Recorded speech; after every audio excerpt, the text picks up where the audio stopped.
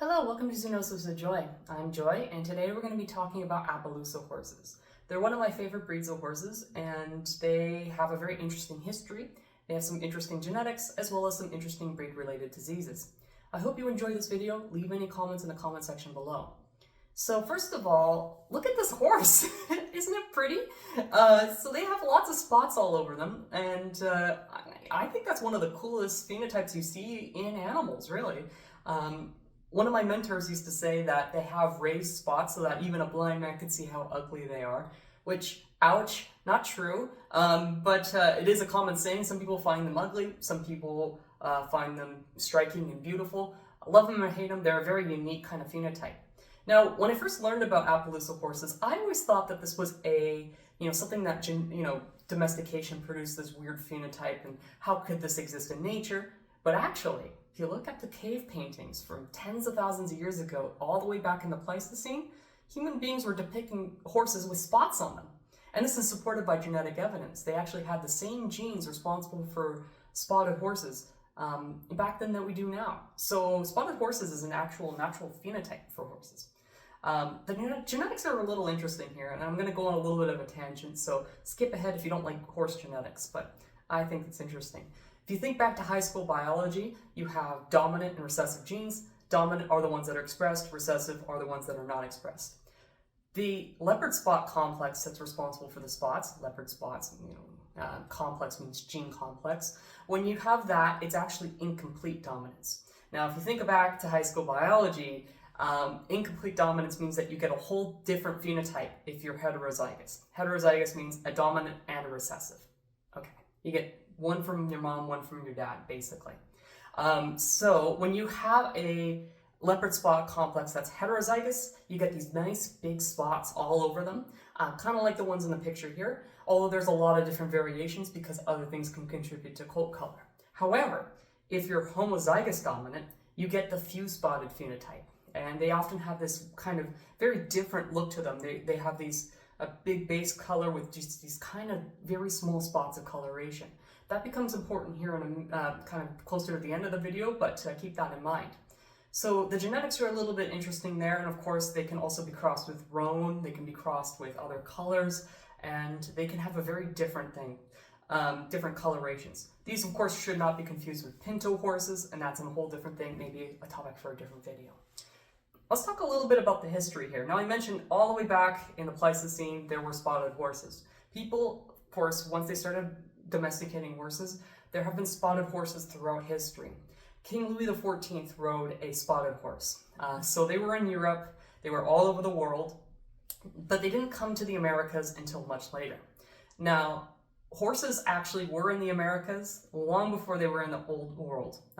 Back 1 million years ago, horses moved actually from North America to the Old World, but they weren't the domestic horses we know today. They were wild horses that humans were hunting and interacting in those kind of ways.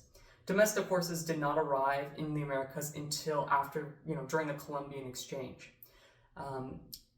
Horses that were wild in the Americas probably went extinct at the end of the last ice age, maybe a bit later. There's some conflicting evidence, and I think that, it's probably later than we suspect, but earlier than historical times. So horses actually came from the Old World to the New World, including the colored spotted phenotype back in the 15th and 16th centuries. They spread rapidly from Mexico and South America, and they actually made their way across indigenous trade networks and were traded amongst the American Indians and other indigenous peoples in the Americas. One of these tribes is important for us today, the Nez Perce. The Nez Perce, of course, their traditional homeland is Idaho and Montana and eastern Washington. So the horses that they had have been, they've been breeding horses for centuries by the time the Europeans first met them. They did not, know life with horses and Europeans. They didn't associate them in our head like we often do now. But the Nez Perce have been breeding horses for centuries by the time they first made contact with Europeans. The Europeans in question were, of course, Lewis and Clark. This is the famous expedition that went, it was ordered by Thomas Jefferson to explore the extent of the Louisiana Purchase that was purchased from France. They were also looking for the Northwest Passage and the Pacific Ocean. So during this trip, they encountered the Nez Perce. And during that trip, Meriwether Lewis actually made a description of the horses that the Nez Perce were using. And you'll note here that they were talking about spotted horses. So the Nez Perce had for centuries been using spotted horses for riding, hunting, that kind of thing. Now, the history during the 19th century, but between the time that Lewis and Clark met them and the end of the 19th century, was a very turbulent time for the Nez Perce people, putting it mildly. So for a few decades, the Americans and the Nez Perce basically had this de facto peace. They negotiated a treaty in the 1850s that protected Nez Perce land and actually surrendered very little of it to the Americans. However, during the Civil War, they negotiated a second treaty, which was not agreed to by all the Nez Perce. In fact, some of the most important Nez Perce people, like Old Joseph, refused to acknowledge it, and of course many Nez Perce agreed with him. The reason being is that settlers had come into the Nez Perce territory, invading and exploiting the gold resources and setting up settlements in Idaho and Montana. And they were taking traditional lands away from the Nez Perce, and the United States government sided with the settlers that came through. So this was a huge breach of Nez Perce sovereignty, basically. So this really came to a head in 1877 when Old Joseph passed away, and his son Young Joseph, better known to history as Chief Joseph or Himiltuna Yaktate, came to power. I should mention that the traditional homeland of the Nez Perce is where we get the name Appaloosa from. It's kind of a portmanteau. The Palouse River is an important river that runs through Nez Perce territory. So you can see how the name Appaloosa horse came from that. It says a Palouse River horse became a Palouse horse, became Appaloosa horse. So the Appaloosa horses, by the Nez Perce, of course, is kind of how it ties into this, you can see. But when Chief Joseph in 1877 recognized that his people were going to be deported away to reservations, and not reservations anywhere nearby. This was the Oklahoma territory. They were going to get deported halfway across the country, away from their traditional lands. He took a group of almost 800 men, women, and children to flee from the Americans and to escape this persecution. So Chief Joseph led his group on almost 1,500-mile escape. I've heard 1,300, 1,400, 1,500, somewhere in there. So a very long escape route away from the U.S. cavalry to, evade being captured. Chief Joseph was not a military leader. He was a chief. He was a peace chief, basically. He was a great leader of their group. But you have to imagine that this wasn't a military operation necessarily, but a group of refugees fighting for their lives, fighting to escape this kind of colonial persecution. Their goal was to make it to Canada. Canada and the United States share a border, obviously, and that border was referred to by many indigenous peoples as the medicine line. You have to imagine that if they crossed the border, they would be outside of the United States jurisdiction. And if they were outside of the jurisdiction, they could rest, heal, and get better. It was medicine. So if they escaped to Canada, they would escape the U.S. cavalry. This is what Chief Sitting Bull did famously following the Great Sioux War of 1867. So it was fresh on the minds of the Americans that the Nez Perce under Chief Joseph were going to escape to Canada. After this long and arduous escape on horseback, primarily using these Appaloosa horses, over 1,500 miles, Chief Joseph and his group of Nez Perce were eventually captured. This happened less than 50 miles away from the Canadian border. So it was a very, it's got this doomed romantic appeal to people in the 19th century where this, great noble leader was captured and his people are persecuted, that kind of thing. And that really played to the fancies of Victorian era Americans and British hearing about this story later on. But the long and short of it is that basically the Nez Perce were captured. They were deported to reservations in the Oklahoma Indian Territory. Many of them died on the way, many of them died later of diseases. This is very mythologized, this surrender, and I should point this out because you'll see speeches like the one I'm going to post here for your reference.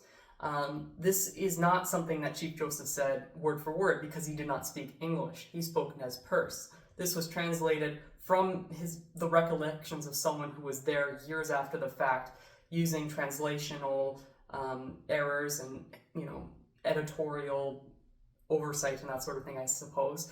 And it kind of paints Chief Joseph as this doomed, I dare say, noble savage leader, right? You have this idea of indigenous peoples having this like doomed, almost like romantic appeal. And this, of course, the reason I bring this up is not just to point out the racism inherent in that, but also to point out this is central to our story of the Appaloosa.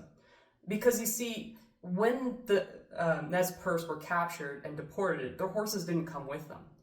The Americans greatly feared indigenous peoples in the Americas, primarily because in 1867 was the Great Sioux War.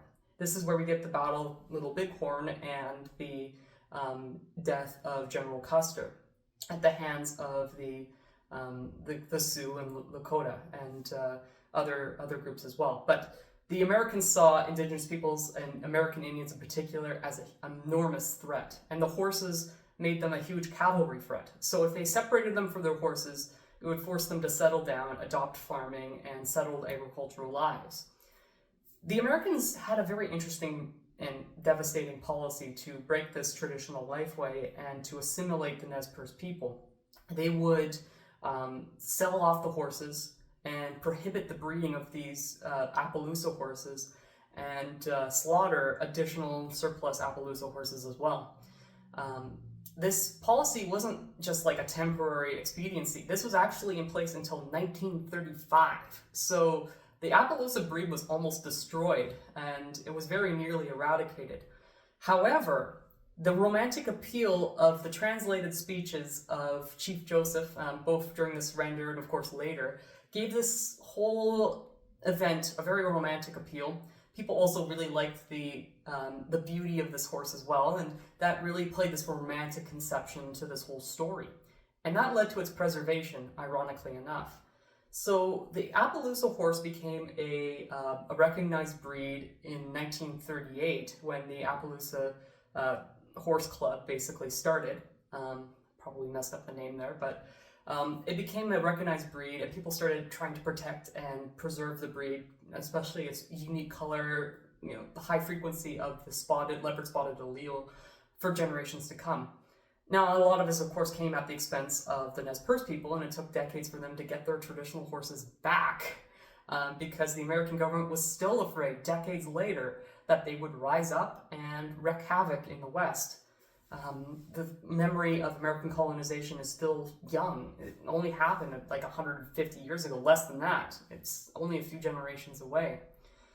But that all being said, I mean, this is still a pretty prominent breed, and it has been protected for decades now, and its numbers have increased, and the Appaloosa is no longer in danger of being eradicated. It does have one particular disease that I wanted to talk about here, because it kind of talks through something that I've talked about in multiple previous videos about breed-related conditions. Now, Appaloosas actually have a high frequency of genetic diversity compared to other horse breeds, largely because they were crossed with other horses during this intermediate period following the capture of Chief Joseph and the stealing of their horses, essentially. But a certain few of the lines that were originally put into this Appaloosa horse breed did have a number of conditions associated with what's called equine recurrent uveitis. I'll put the name down below. Equine means horse, recurrent means it happens multiple times, and uveitis means inflammation of the uvea, the part of the eye that has lots of blood vessels. Uveitis can predispose to blindness, and it usually happens in both eyes in these horses. There's a 14% prevalence of this in Appaloosas. In other breeds, it's a very kind of uncommon condition, but Appaloosas are markedly predisposed to it. Now, it seems to be linked to the genetics I talked about earlier with the color-spotted things. So there might be some sort of co-inheritance with this gene. So horses that are homozygous dominant, and they have both the dominant leopard spot complex or leopard complex, have the few spotted trait, and they're going to be much more predisposed to developing uveitis. Uveitis, or equine recurrent uveitis, is a chronic condition. It has flare-ups multiple times in the horse's life, and it can lead to cataract formation in the horse's eyes, and it's quite painful. So it is something that we have to think about when we think about the ethics of breeding animals that are prone to becoming blind and having a painful condition. So, the history of this breed is quite fascinating. People have had spotted horses for thousands of years, but the Appaloosa horse itself is very tied in with this history of colonialism, and it's also tied in with a history that is about dispossession and about taking things away from indigenous peoples. The history is we're taking these horses away from the Nez Perce so that we can breed them and protect them, sure, but also these horses never belonged to the colonizers anyway, right? The only reason that they were preserved in the first place is because people liked the color of them, and they also liked the romantic appeal about the tragedies that befell American Indians, and specifically the Nez Perce, and specifically because of Chief Joseph's mistranslated speeches. And this all ties in with the history of the Appaloosas. So it's a very complicated story. And of course, this has real ramifications for the animals that come later. When you have this homozygous dominant horse, they're more predisposed to getting the uveitis. At least that seems to be the suggestion at this point. I'm sure other studies, and some people will correct me in the comments here, that maybe it's not such a simple story as that, but there is an association between those sort of things. So with that kind of complex story out of the way, I mean, look at these horses. Aren't they fantastic? I think they're one of my favorite kinds of breeds of horses. Just looks alone, and the history is so rich and complex. I mean, even the name is a portmanteau based on a geographical place, based on the peoples who originally bred them. So with that, I mean, leave any comments in the comment section below, and I will see you next time. Peace.